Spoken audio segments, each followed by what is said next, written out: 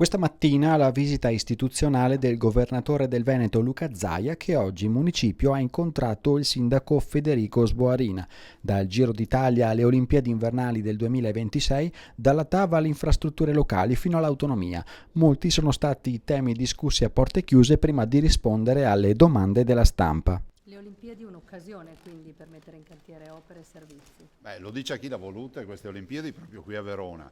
E tanto vero, io ricordo quando chiamai il sindaco Sborina, dice guarda ti porto alle Olimpiadi, dice ma è montagne? No, cioè, l'arena è una grande occasione, una grande opportunità e spero di riuscire anche a circuitare il tema degli investimenti sulle infrastrutture funzionali all'evento olimpico anche per Verona. L'Amarone Patrimonio dell'UNESCO non è solo un sogno. No, in realtà noi il dossier lo costruiamo, ci stiamo lavorando da qualche anno.